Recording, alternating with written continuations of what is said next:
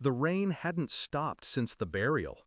My twins clung to me, small fists tightening around my coat sleeves, their sobs lost in the storm. I carried their grief with mine until we reached home, or what used to be home. The locks had changed. My mother-in-law's voice hissed through the crack of the door. "Clear out! Tiffany needs a showroom, not a nursery." My father-in-law's tone followed, cold and dismissive. "Not our problem." The door shut. The bolt slid into place like a final insult. My children stood in the rain, crying for warmth, for safety.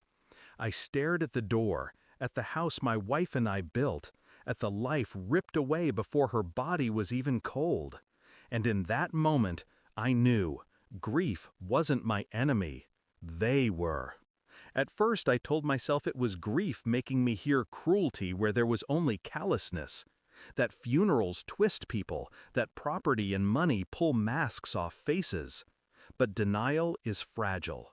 Her clothes were still inside, her photographs, her perfume lingered in the rooms I couldn't enter. They weren't grieving, they were erasing.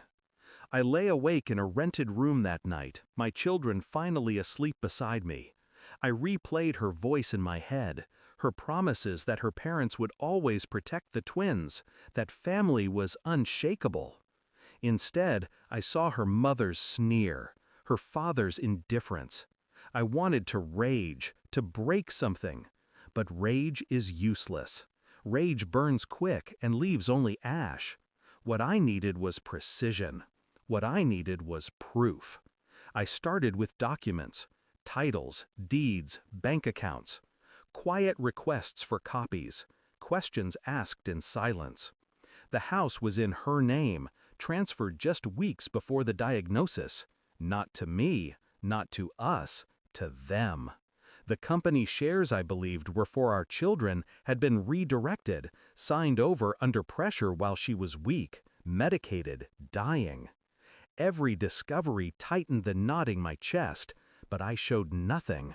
I smiled at work. I read bedtime stories. I signed school papers. My children saw a father holding steady. They never saw the storm boiling beneath. Her parents believed they'd buried not just my wife, but my will. They mistook quiet for weakness. They never understood silence is the sharpest blade. The lawyer's file landed heavy on my desk. Dates, signatures, medical records showing my wife sedated when she agreed to give them everything. It wasn't inheritance, it wasn't grief, it was theft. I called them. Calm, polite, invited them to dinner. Neutral ground. They came, smug, certain I'd finally accepted defeat. When dessert ended, I slid the folder across the table. Their faces drained as each page turned.